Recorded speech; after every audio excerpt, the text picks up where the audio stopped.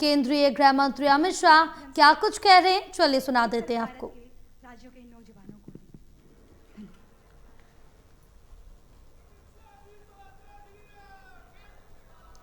मेरे साथ बोलिए, भारत माता की।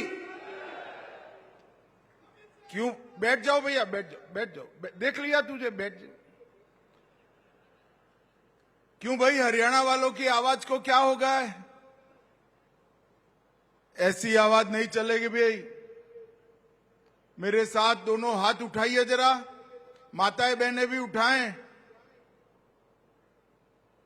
कोऑपरेटिव को आगे बढ़ाने के संकल्प की मुट्ठी भींचिए और प्रचंड आवाज से बोलिए, भारत माता की, भारत माता की। मंच पर उपस्थित मेरे मित्र और हरियाणा के लोकप्रिय मुख्यमंत्री श्रीमान नायब सिंह सैनी जी,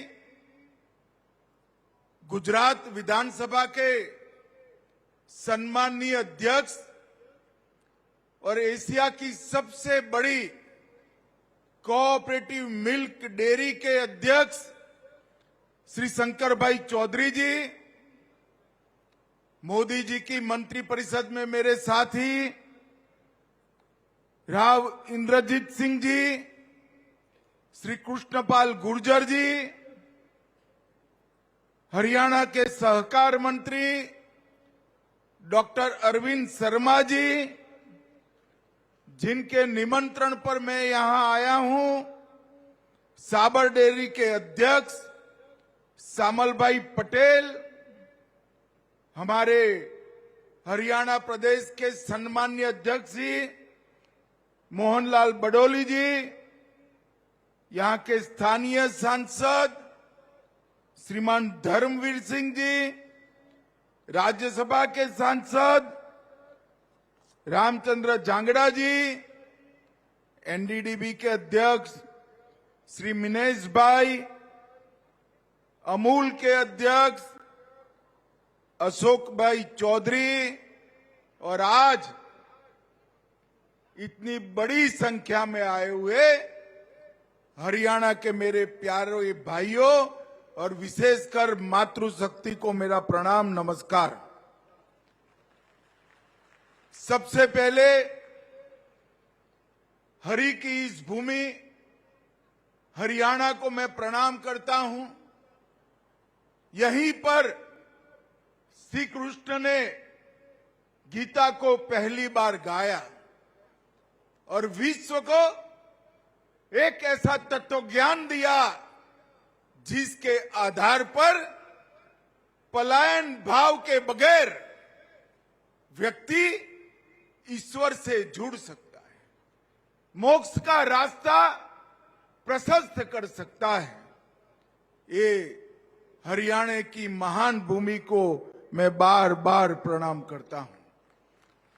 मित्रों, ये भूमि मेरी सामने ढेर सारी माताएं बहनें बैठी हैं। मैं जब भी हरियाणा में आता हूं, हरियाणा की मातृशक्ति को विशेष प्रणाम करता हूं, क्योंकि हरियाणा में छोटा सा प्रदेश होने के बावजूद हमारी पैरामिलिट्री फोर्सेस और सेनाओं में सबसे ज्यादा अगर जवान किसी एक प्रदेश के हैं तो मेरे हरियाणा के। आज हरियाणा के कई लाल देश की सुरक्षा में दिन रात लगे, और जब देश को अंतर्राष्ट्रीय खेलों के तालिकाओं में भारत के लिए मेडल ढूंढते हैं तो हर तीसरा मेडल मेरा हरियाणा का खिलाड़ी लेकर आता है।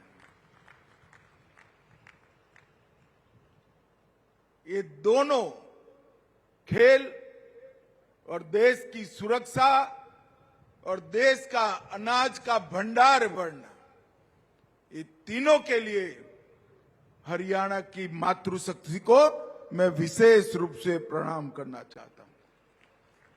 मित्रों, आज सबसे पहले मैं नरेंद्र मोदी जी का पूरे देश के सहकारिता क्षेत्र की ओर से धन्यवाद करना चाहता हूं। इन्होंने सहकारिता मंत्रालय अलग स्थापना करने की मांग, सालों पुरानी मांग को भारत सरकार में सहकारिता मंत्रालय की स्थापना कर पूरा करने का काम किया है। और ये 4 सालों में सहकारिता मंत्रालय के माध्यम से देश की सभी राज्य सरकारों को साथ में लेकर सहकारिता मंत्रालय ने सहकारिता की नींव को पाताल से गहरी करने का काम किया है। और मैं आपको भरोसा दिलाता हूं, 2029 के पहले देश का एक भी पंचायत ऐसा नहीं होगा जहां एक सहकारिता समिति न हो। ऐसी सहकारिता की मजबूत रचना हम करने जा रहे हैं। आज साबर डेयरी ने दूध का उत्पादन करने वाले किसानों के कल्याण के लिए लगभग 350 करोड़ से पूरे देश का सबसे बड़ा दही, छाछ और योगर्ट बनाने का काम और मिठाई का प्लांट बनाने का काम आज पूरा किया है। अब मालूम नहीं है साबर डेयरी वालों ने प्लांट यहां क्यों डाला।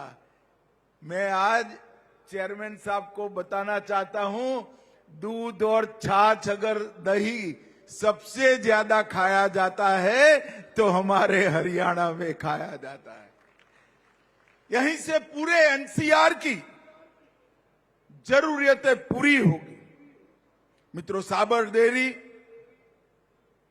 इसने साबरकांठा जिले से शुरुआत कर 9 प्रदेशों के किसानों के लिए, दूध उत्पादकों के लिए एक बहुत बड़े मौके का सृजन किया है। गुजरात में त्रिभुवन भाई, बुरा भाई और गलबा भाई, ये तीनों नेताओं ने डेयरियों की नींव रखी और आज कोऑपरेटिव डेयरी के माध्यम से हमारी गुजरात की 35 लाख बहनें 85,000 करोड़ का व्यापार करती है। 85,000 करोड़। अब हरियाणा में भी ये बात आगे बढ़ेगी। अभी चेयरमैन साहब बता रहे थे कि यहां जो प्लांट की आज की कैपेसिटी है उतनी ही कैपेसिटी का एक्सपांशन अगले 1 साल में हरियाणा में साबर डेयरी करने जा रही है। मित्रों, 150 मैट्रिक टन प्रतिदिन दही, 10 मैट्रिक टन मीठा दही मतलब योगर्ट, 3 लाख लीटर छाछ और रोज 10,000 किलो मिठाई यही प्लांट में बनेगी जो किसानों के समृद्धि का कारण होगी। पूरे एनसीआर में और उत्तर भारत में यहां से ये आगे बढ़ेगा। मित्रों, आज हमारी साबर डेयरी राजस्थान, हरियाणा, महाराष्ट्र, पंजाब, उत्तर प्रदेश और बिहार, ये सभी राज्यों के किसानों की सेवा कर रही है और अब हरियाणा में हर जगह ये पहुंचेगी। इससे किसानों की आय में बहुत बड़ी समृद्धि होगी। अमूल के नेतृत्व में गुजरात में आधुनिक प्रजनन तकनीक, भ्रूण स्थानांतरण और लिंग निर्धारण, ये दोनों चीजों पर काफी वैज्ञानिक काम किया है। मैं हरियाणा के पशुपालक भाइयों बहनों को भी कहना चाहता हूं और हरियाणा सरकार को भी कहना चाहता हूं, ये भ्रूण स्थानांतरण और लिंग निर्धारण, ये दोनों तकनीक हरियाणा के हर पशुपालक को उपलब्ध कराया जाए और इसके साथ साथ मधुमक्खी पालन और जैविक खेती इसको भी बढ़ावा देने की जरूरत है। गुजरात में हमारे शंकर भाई यहां बैठे हैं।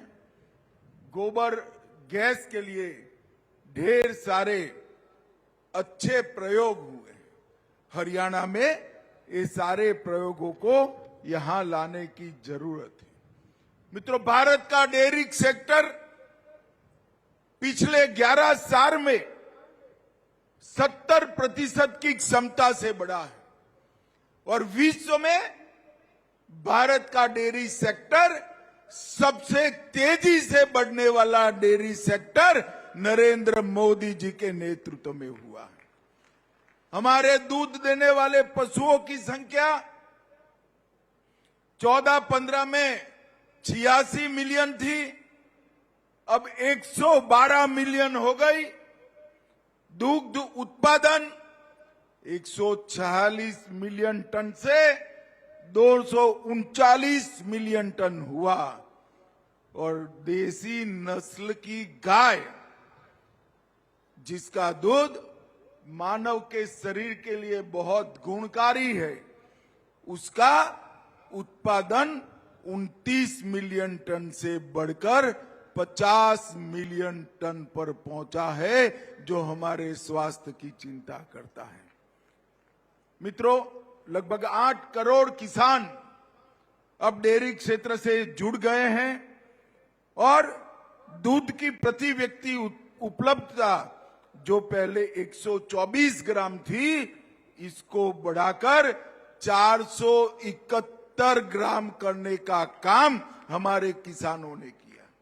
ये 11 साल में डेयरी सेक्टर ने ढेर सारे बदलाव हुए हैं और इसके कारण हमारा किसान समृद्ध हुआ है।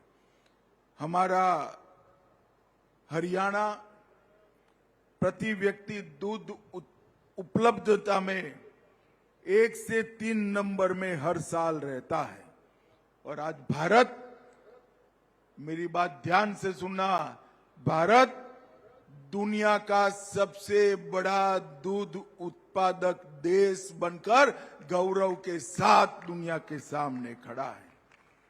और ये बढ़ोतरी जो हुई है वो नरेंद्र मोदी जी के शासन में सातत्यपूर्ण नीति के कारण हुई। हमारा श्वेत क्रांति 2 आने वाले दिनों में देश भर में 75,000 से ज्यादा डेयरी समितियों की स्थापना होगी।